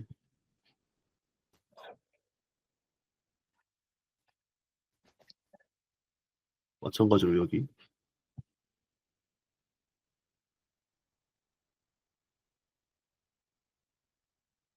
후,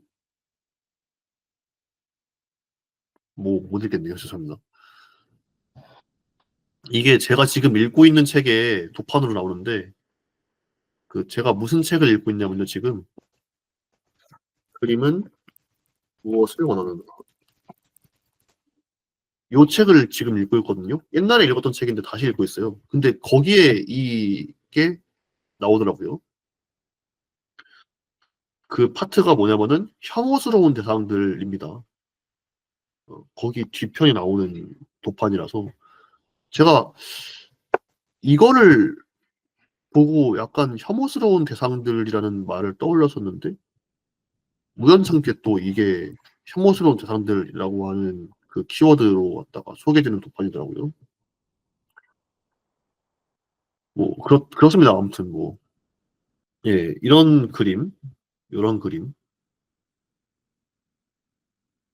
뭐 나중에 한번 그 책을 한번 직접 읽어보시는 걸 권해드려요.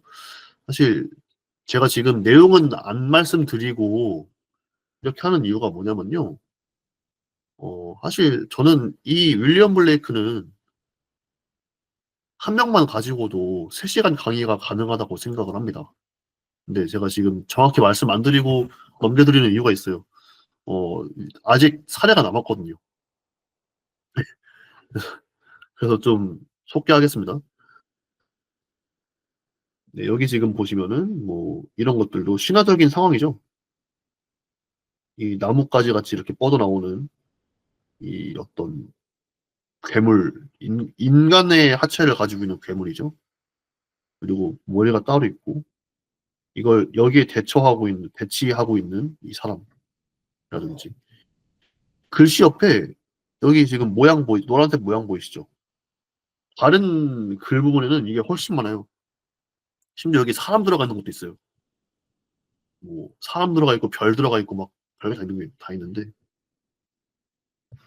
네, 이렇게 그리고 여기 지금 뭔가 어떤 그 윌리엄 블레이크의 그림에는 유독 이 동그란 사람을 둘러싸고 있는 혹은 사람의 뒤에 있는 둥근 어떤 빛 같은 구조의 어떤 무언가와 그게 그 거기에서 이렇게 불이나 어떤 뭐 색깔이 여러 가지인 구름 같은 게 나오는 그러한 이미지가 굉장히 많이 나와요.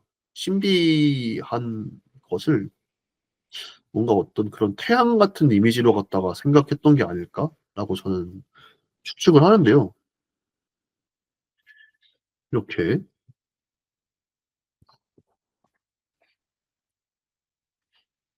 이런 그림들이 나오는 거죠. 이게 다 한 권의 책에 들어있어요. 밀턴이라고 하는 책에 들어가 있어요. 그리고 네, 이 그림이 굉장히 유명합니다. 신인데 유리즌이라고 하는 신이에요. 이게 지금 뭐 하고 있냐면요.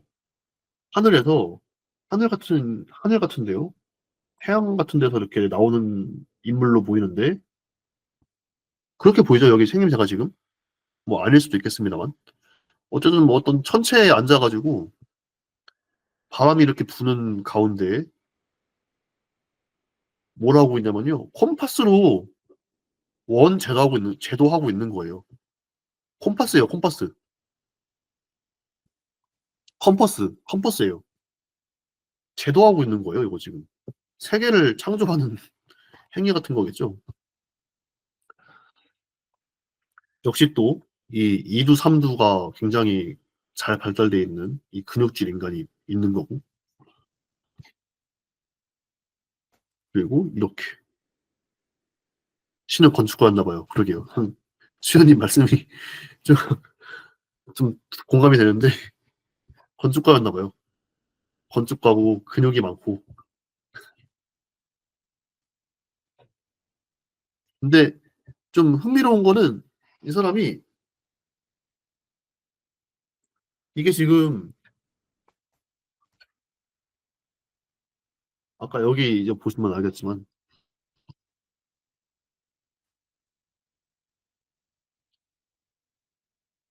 어, 성경의 우주를 변형시켜서 만든 어떤 우주고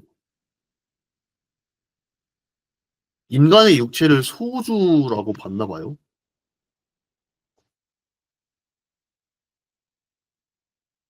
그래서 그래서 그런가요? 그래서 그렇게 이렇게 근육 인간들이 많은 걸까요?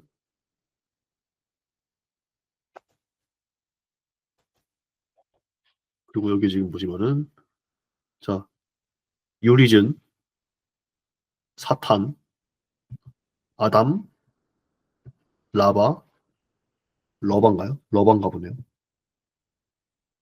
뭐 이렇게 있는데 이것도 어떻게 생겼나요? 지금 콤파스로 작동한 원 4개 같죠? 그리고 가운데 달걀같이 생긴 이게 있고 그 안에 불 타고 있는 어떤 이미지가 있고 북, 남, 서, 동 쪽이 표시가 되어 있고 불이 막 나죠. 어,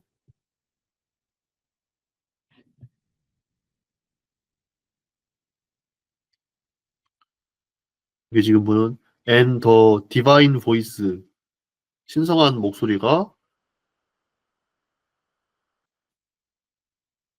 들렸다는 거죠. 어디서? Song of 네, 이 노래에서 들렸다는 거죠.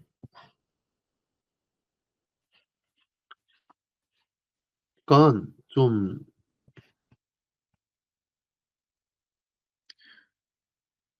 그 좀 오래된 좀 이미 좀 지나간 밈 중에 하나인데 경거나 유니콘은 없는 거야 있잖아요. 그러니까 아니 이제 자꾸 이런 저급한 예시를 들면 안 되는데 경거나 유니콘은 없는 거야가 떠오르더라고요 갑자기 저는. 그러니까 뭐 신이 있냐 없냐가 전에 성경을 변형해서 자기가 자신만의 우주를 만든 거잖아요. 그 안에 신과 어떤 그 우주의 질서가 있고 막 그 그 스토리가 막 있고 한 건데 근데 그런 생각이 들더라고요. 그러니까 존재하지 않는 대상이죠, 사실은. 존재하지 않는 대상이나 세계를 그리기 위해서 자신이 알고 있는 어떤 종교적인 그 경전과 그리고 이상적인 신체 이미지와 기하학의 지식들 이런 것들을 조합해서 만들어낸 세계가 이, 이 윌리엄 블레이크의 우주인 거죠. 이런 식으로 작업을 해볼 수도 있겠습니다. 네. 윌리엄 블레이크의 방식처럼 뭔가 환상적이거나 자신이 좀 창조한 어떤 세계관이 있으면은 그것에 그 세계관을 어떤 것들로 좀 구체화를 시킬지 이런 걸 고민해 보시는 것도 저는 그 상상에서 비롯된 예술 활동을 하는데 굉장히 좀 도움이 되는 방식이라고 믿고 있습니다. 윌리엄 블레이크의 작업은 사실 전 아까 좀 저급한 예시를 들었지만 굉장히 위대해요. 위대한 작업들이에요. 이런 걸 만드는데 재료가 되는 것들이 있다면은 근데 그거를 이상적이고 굉장히 형이상학적인 것들로 채울지 아니면은 각각의 요소들은 그냥 우리 주변에 그냥 발에 채이고 뭐 눈에 보이고 이런 것들을 가지고 하면서 그 질서를 다르게 만들어낼지 이런 것들을 한번 생각해 볼 필요가 있겠죠. 익숙한 것들로 이루어져 있는데 그것들이 전혀 다른 행동을 하는 거 환상의 이야기죠. 그 누구는 그걸 지옥이라고도 하더라고요.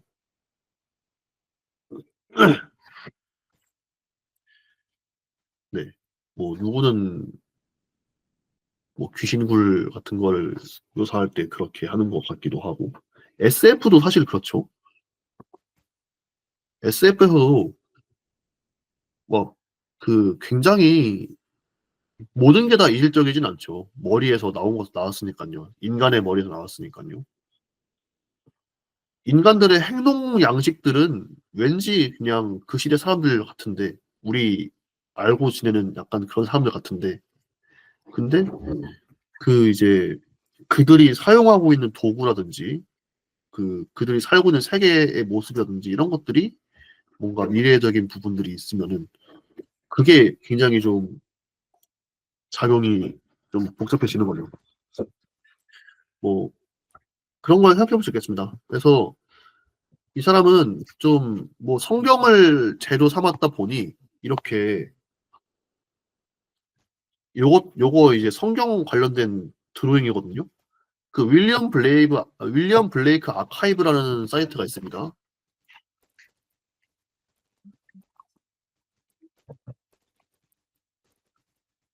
블레이크 아카이브.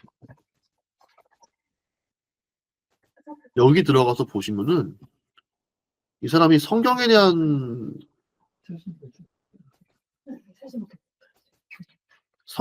그림을 굉장히 많이 그렸어요. 이렇게 보시면은 뭐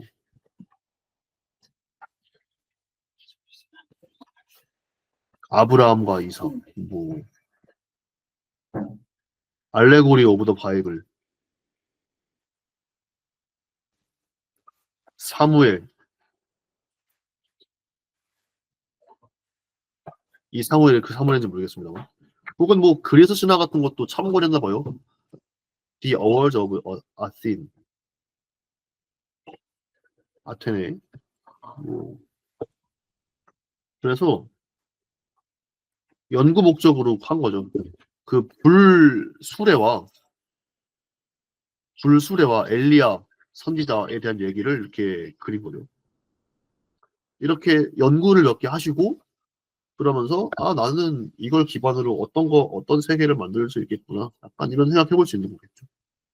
그리고 이쪽은 어떤 왕국의 문장들인가 봐요. 그런 식으로 표현 달려 있더라고요. 이런 식으로. 그러니까 이런 건 그렇게 해볼 수 있겠죠. 뭐 설정 같은 거를 좀 만들 때 이런 식으로 이제 그냥 나열식으로 배치한다 생각하면서 이 곳에는 이런 컨셉의 물건들이 있어. 여기 누가 있어. 이런 것들을 좀 설정해 볼 수 있겠죠? 네. 만화 그리시는 분들이 이런 거 잘하잖아요. 이런 사례도 있습니다, 여러분들. 그리고 자, 여러분들 이런 것도 있어요. 자, 지금부터는 참고하기 좋은 사례라고 생각하실 수도 있겠지만 저는 좀 그렇게 생각하지 않는 사실 좀 문제가 되는 작가라고 생각을 하는 어떤 사례를 보여드릴 건데 또 그림은 굉장히 잘 그리는 작가예요. 그리고 근현대 일본화에서 화 분야에서 일본화 분야에서 굉장히 좀 공로를 인정받는 작가인데 어, 그의 어떤 사상적인 지향이랄까요? 그러니까 이 시선은 제국의 시선이다라는 게 달번에 느껴지는 어떤 혹은 전쟁을 정말 아름답게 생각했던 사람인가 싶은 그런 작가인데 보여드리겠습니다. 가바타 류시라고 하는 작가예요. 자, 이 사람의 이름이 어떻게 되냐면요. 내 천자에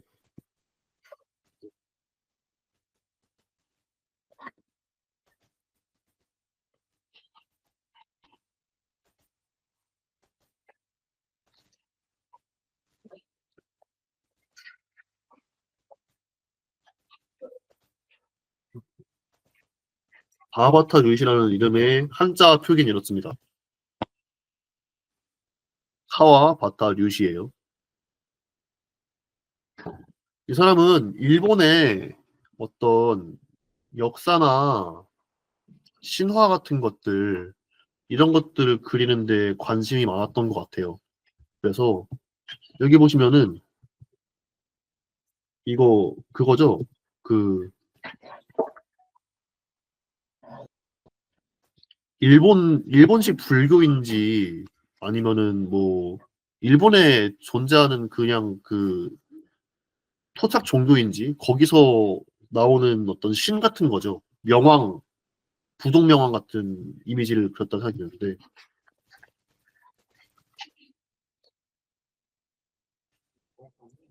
네, 이거 맞네요. 부동 명왕을 그린 거죠. 부동 명왕을 일본화로 그렸고 이 나 금빛으로 그린 거죠. 이거 금일 거예요, 아마. 그리고 이 이 사람이 이 부동 명왕이 뭔가 어떤 이렇게 행차한 것 같죠. 혹은 탄생한 것 같나? 그냥 탄생했는지 혹은 뭐 이렇게 어쨌든 굉장히 극적으로 등장하는 장면 같죠. 동새가 왠지 있고요. 불이. 그리고 불이 나와서 하는 얘기인데요. 일본은 불타는 어떤 건물이나 지옥 같은 거를 그리는 전통이 있는 유일한 국가거든요. 아시아에서. 이런 그림을 그렸어요. 그러니까 불 그림, 이 불이 일본화에서 불 그리는 방법이거든요. 이걸로 금각사라고 하는 절이 불타는 장면을 그린 거예요. 역사의 한 장면이죠. 일본 역사의 한 장면인데 그걸 아주 극적으로 그려냈죠. 근데 선택하는 이 화제들을 보니 물론 부동명왕은 일본 건 아닙니다. 뭐 인도에 있는 불교에서도 썼다고 하는데 어떤 것 같아요? 이 사람 좀 그 일본 소위 국뽕이라고 하죠. 좀 그런 거 있을 것 같지 않아요? 굉장히 영웅적인 일본의 어떤 모습들, 약간 이런 거를 좀 이렇게 그리고 싶었던 작가로 저는 보이거든요. 이미 여기서부터도. 왜냐면, 아니, 그, 금각사라고 하는 절이 불타고, 그게 건물이 통째로 금으로 이렇게 도금 같은 게 되어 있는 굉장히 그 오래된 아름다운 절이 불타고 있는 장면을 이렇게 비장하게 그리는 사람이 어딨어요. 우리 숭례문 불탈 때 이렇게 그리는 사람 없었잖아요. 아마 그렇게 그렸으면 지탄받아 마땅했을 텐데, 어, 금각사를 이렇게 그립니다. 뭐, 물론 금각사 그거 레퍼런스일 수도 있겠다고 생각은 들어요. 뭐, 미시마 유키오가 쓴 금각사라고 하는 그 소설이 있죠. 선후 관계가 어떻게 되는지 몰라가지고 저는 이제 조심스럽긴 한데, 그게 연상이 되긴 해요. 거기서 금각을 불태우는 건 굉장히 신미적인 행위잖아요. 아름다운 행위잖아요. 그런 것처럼 좀 그렸나 싶은 생각은 들어요. 근데 어쨌든 좀 침통하게 그리긴 해가지고 그거랑은 다른 느낌이 있고, 네. 근데 좀 비장하게 그렸죠. 그리고 이렇게 그립니다. 자, 일본인들 단풍 좋아하죠? 단풍이 가득 이렇게 떨어져 있는 이 그림이 아주 아름답다고 해서 인기가 많고 유명한 그림인데, 단풍이 잔뜩 떨어진 이 물에 원앙이 떠 있는 이런 장면도 아주 근사하게 그렸죠. 근사하게 그렸는데, 이것도 어떤 뭐 국가의 이미지가 아니었을까 싶어요, 저는. 왜냐면 다른 작업들을 봤을 때 좀 갑자기 의심이 되기 시작했어요, 저는. 좀 이런 것도 보면. 이 바다에 있는 그 물고기와 해파리, 뭐, 오징어 이런 애들이 막 있죠. 얘네들이 뭔가 이렇게 거꾸로 뭔가 이렇게 혹은 위에서 본 것 같죠? 물을. 그것도 아닌 것 같고. 파도가 치는 걸까요? 파도가 치고 그 물고기들이 보이는 것 같죠? 이런 극적인 장면들. 이것도 아마 일본에 대한 상징이 아닐까 싶고 한데. 자꾸 이렇게 말씀을 드리는 이유는 작가가 명시적으로 밝힌 적은 단 한 번도 없어요. 근데 뭔가 이렇게 일본이라고 하는 키워드를 놓고 보면은 굉장히 맞아떨어지는 부분이 많은 그런 그림을 많이 그립니다. 그 대표적인 이런 건데요. 잉어거든요. 이 잉어를 어떤 식으로 해석할 수 있냐면요. 5마리 잉어입니다. 오족협화라고 하는 말이 있어요. 제가 채팅창에 쉴게요. 어, 그러니까 이건 제가 그냥 내피셜로 하는 말이 아니고 어디 미술사 관련해가지고 박사학위 가지고 뭐 논문도 쓰시고 강의도 하시는 분의 말을 좀 인용하는 건데 오덕협화가 뭐냐면요. 일본이 그 일제강점기 한국으로 치면 일제강점기 시기에 중국, 만주, 조선, 일본 한 군데가 어디였는지 기억 안 나네요. 아무튼 뭐 그렇게 5개 민족이 언급이 됩니다. 동아시아에 있는 동아시아에 있는 5개의 민족이 언급이 되고 그 5개의 민족이 힘을 합쳐가지고 뭐 어떤 이렇게 당시는 전쟁이 있던 시기이기도 하니까요. 그런 거를 돌파해 나가보자는 약간 그런 어떤 구호가 있었어요. 그게 만주를 중심으로 많이 좀 퍼졌던 프로파간다고. 그런데 그 시기에 그려진 그림이라고 알고 있습니다. 그 논문에서 그렇게 읽었던 것 같아요. 태어나 죄송합니다. 나중에 팩트체크 해보고 아니면은 영상 강의에서는 빼겠습니다. 오도켜파라고 하는 그것을 한창 선동하고 이렇게 좀 이렇게 퍼뜨리고 있을 때 그려진 그림이라고 해요. 그리고 이 다른 4마리 잉어랑 다르게 일본을 뜻하지 않을까 생각이 듭니다. 특히 뛰어난 일본을 중심으로 5민족이 힘을 합쳐가지고 어, 이렇게 좀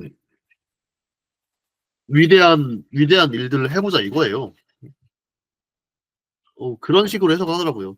근데 이것도 그 논문에서도 좀 주의하실 거는 그렇게 해석할 수 있는 여지가 있다고 해요. 아무래도 상징이잖아요, 이거. 상징은 사실은 좀 해석이 가능하지 사실이라고 그냥 땅땅땅 찍을 수는 없는 부분이다 보니까 그렇게 해석이 되는 그림입니다. 그리고 그 해석을 듣고 보면은 이 잉어 뭔가 좀 이상하지 않나요?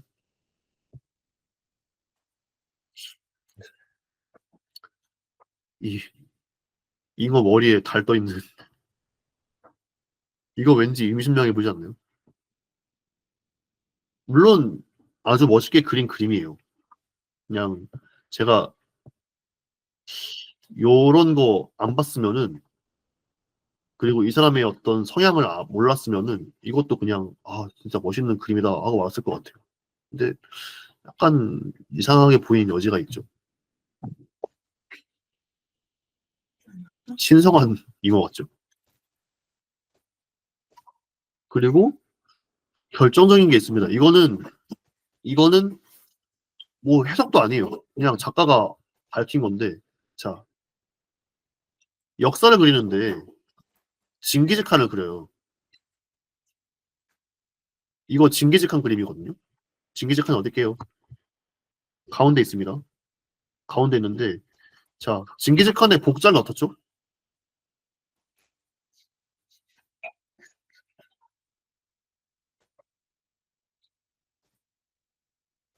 네, 징기즈칸 복장이 사무라이죠. 네, 사무라이라고 해요. 네, 그 사람은 징기즈칸은 일본에서 건너간 사무라이라고 그 주장을 해요. 그러면서 이 그림을 그린 거예요. 이런 시리즈로 갖다가 이렇게 그 어떤 역사를 그린 그림이 있어요. 네, 놀랍죠. 징기즈칸 사무라이래요.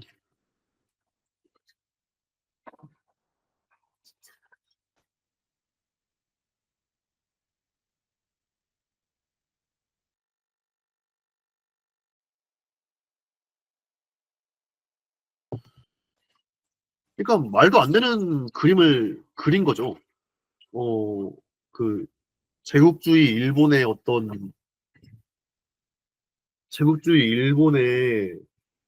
여러 가지 지배나 이런 것들을 정당화하기 위해서 혹은 그 위대한 모습 같은 거를 선전하기 위해서 역사까지 이렇게 왜곡하는 거죠.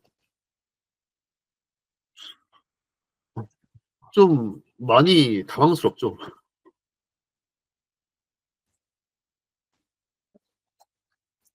그리고 이런 걸 합니다.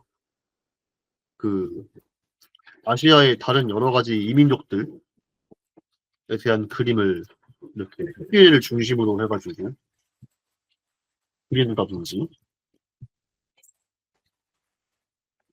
혹은 뭐 이게 이민족이 아닐 수도 있겠습니다. 그냥 보니까 그냥 그 여러 가지 이민족이 아닐 수도 있겠네요. 이거는 그냥 일본인들 같아요. 이렇게 뭐 있는 장면이 있던 거지. 여긴데 여기 보시면은 이거 보이시죠? 불교 그 도구 같은 거죠? 도구라고 해야 될지 뭐 이렇게 뭐 장신구라고 해야 될까요? 뭐 도구라고 해야 될까요? 그 승려들이 가지고 있는 그거 있죠. 코끼리가 아주 동남아시아 같은 데서 만들어지는 공예품 같은 걸로 잔뜩 꾸며져 있고 그리고 이건 어느 지역 원주민인지 모르겠습니다만은 원주민을 어떤 그 일본이 아닌 어떤 지역의 원주민을 갖다가 이렇게 그렸죠. 굉장히 타자화하고 있죠. 그러니까 뭐 아주 좋게 봐도 제국주의자들 중에서 자신이 연대를 하고 있다고 생각하는 사람이 있고 자신이 지배를 하고 있다는 생각하는 사람이 있잖아요. 지배하고 있다고 생각하는 사람의 입장이 아닐까 싶어요. 그러니까 역사를 왜곡하고 이렇게 누구 다른 이민족의 문화를 아주 타자화해가지고 그려내고 이러지 않겠습니까? 그리고 이런 걸 만들어요. 어뢰예요, 어뢰. 네. 이 사람 이런 거 그래요. 엄청 많이 그래요. 전쟁 때 전쟁화를 엄청 많이 그립니다.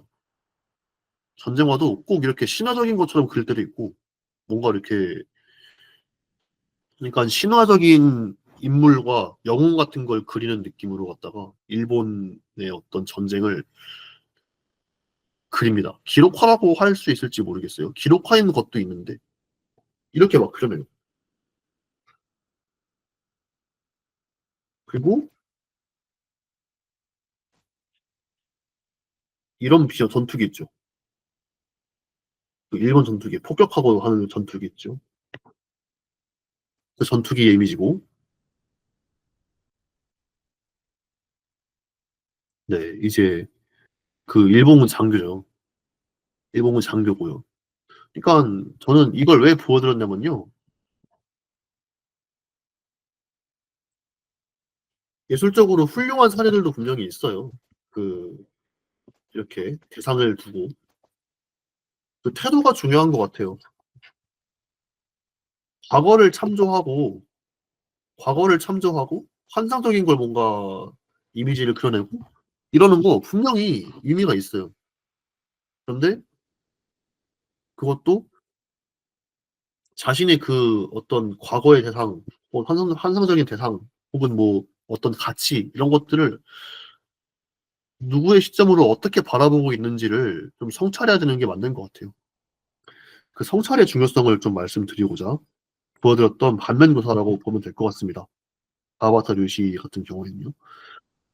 근데 가와바타 류시는 일본에서 굉장히 위대한 화가 중에 한 명으로 꼽혀요. 그 확실히 확실히 그 회화사 측면에서 좀 언급할 만한 그림들을 많이 그렸거든요. 특정 시계의 화풍을 참조를 해서 이렇게 막 그려냈었거든요.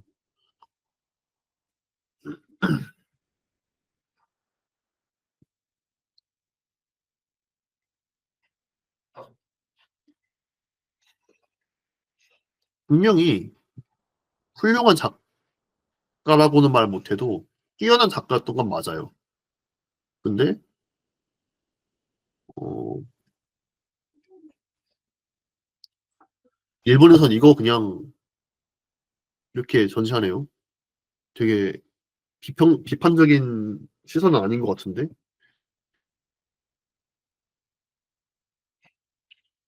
이 아까 그 징기즈칸이죠? 사무라이 징기즈칸.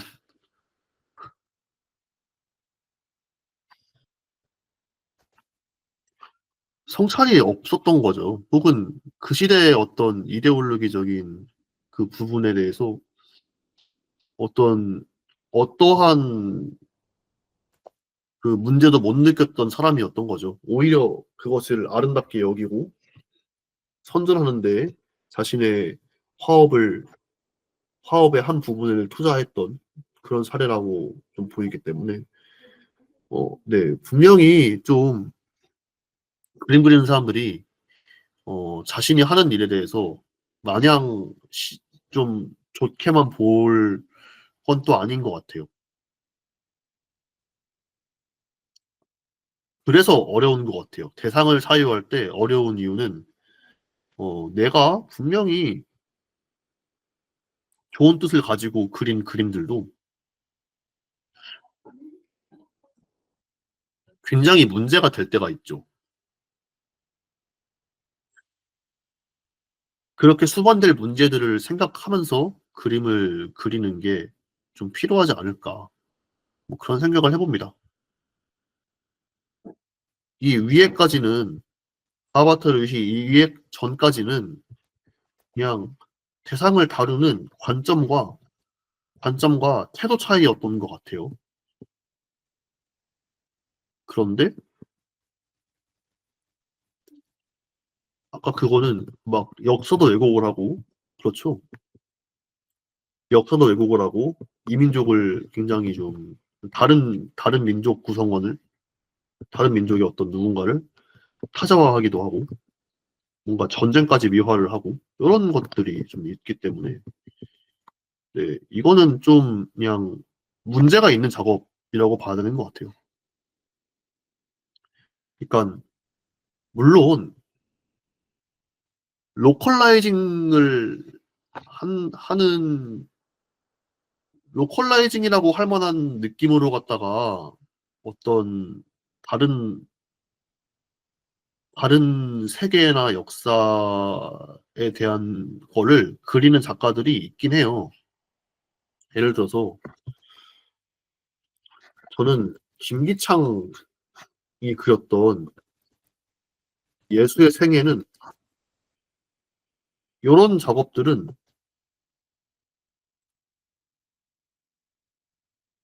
이런 작업들은 국뽕 작업 아니라고 생각해요. 그때는 진보적이었던 어떤 사상 종교였던 기독교의 가치를 이제 그 한국의 일반 그 국민들한테 사람들한테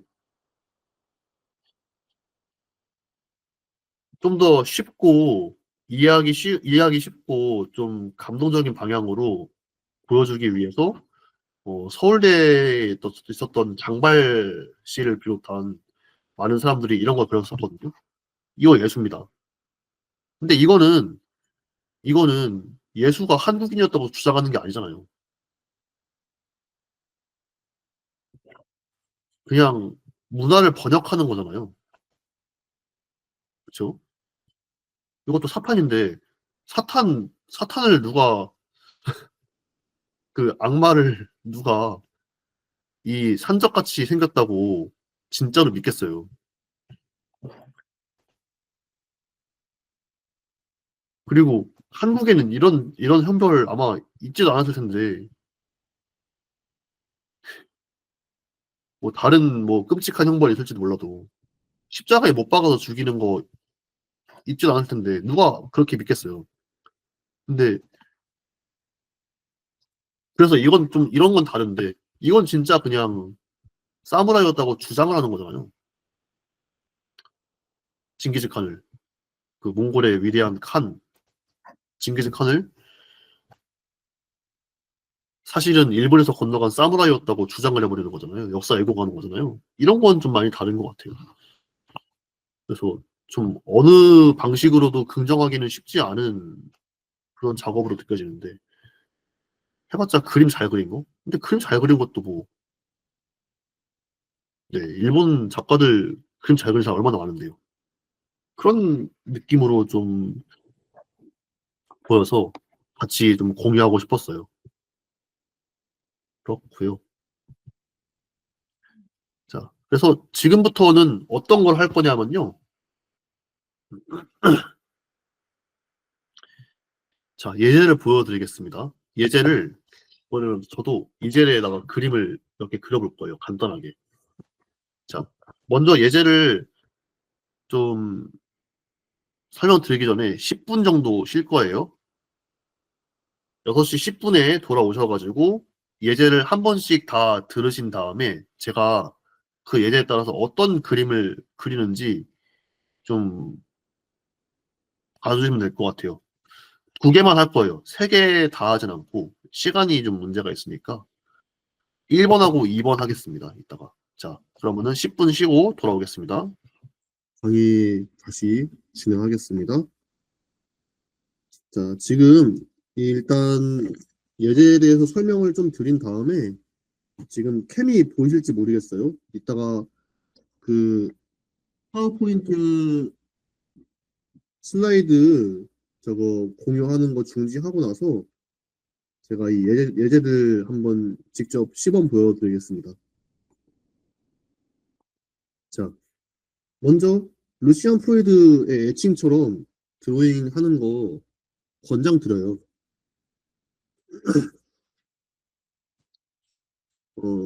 어떤 거냐면요.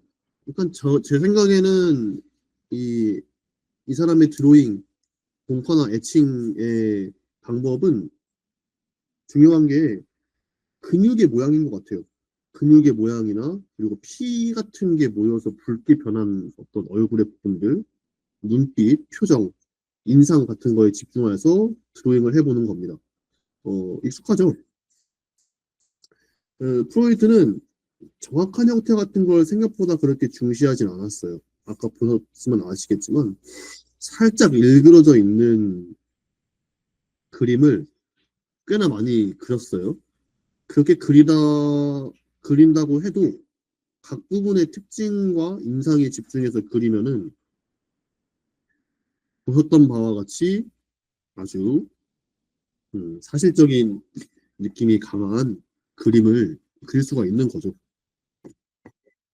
혹은 그렇게 사실적인 것이라고 몰입할 수 있는 그림이 만들어지는 거죠.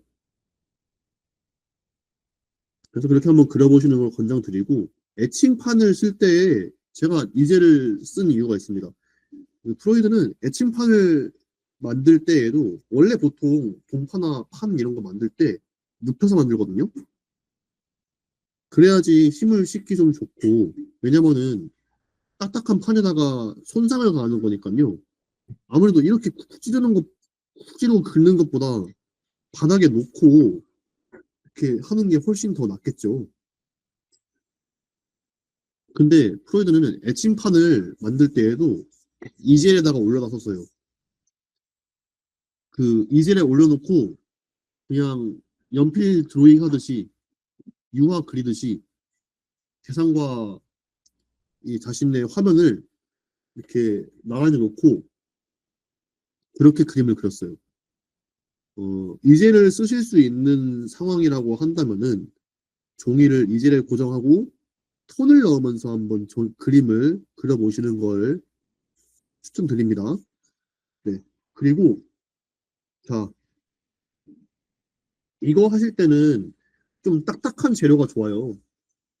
그러니까 연필보다는 볼펜, 뭐 볼펜 볼펜이 자꾸 이렇게 좀 안 되면은 단단한 잉크를 묻혀서 쓸 수 있는 단단한 어떤 그 펜촉 비싼 거 말고요.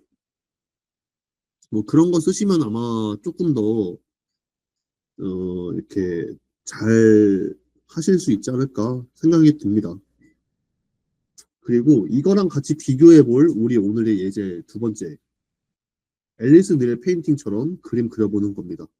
네, 앨리스 닐 그림 예제는 제가 이따가 1번 예제 그린 다음에 물감 가져와서 보여드릴 거예요. 제 생각에 앨리스 닐은 아까 아까 수업 때 말씀들 하신 것처럼 모델과의 관계가 굉장히 좀 친밀한 것 같았어요. 친밀한 사람과 있을 때에만 드러나는 어떤 복합적인 심리나 취약성, 뭐 표정 이런 것들이 굉장히 잘 드러나는 그림을 그렸기 때문입니다. 제가 여기 지금 PPT에 띄워놓은 앤디 워홀의 그 전인상이 그러하죠. 앤디 워홀을 이런 식으로 재현해 놓은 사람은 아무도 없을 거예요. 이 작가만 이렇게 그렸죠. 뭐 더 있을 수도 있겠지만 없을 겁니다. 저는 그렇게 생각해요. 없을 거예요. 예. 그래서 좀 이번 예제 같은 경우에는 친밀한 대상을 초대해서 대화를 나누면서 그림을 그려보는 걸 또 권장해 드립니다. 여러분들의 친구가 어떤 자세와 표정을 하고 있는지, 어떤 정서를 품고 있는지 살피면서 이제 그림을 그려보면 많은 것들이 좀 담겨 있는 그림을 그릴 수 있지 않을까 저는 그런 생각을 합니다.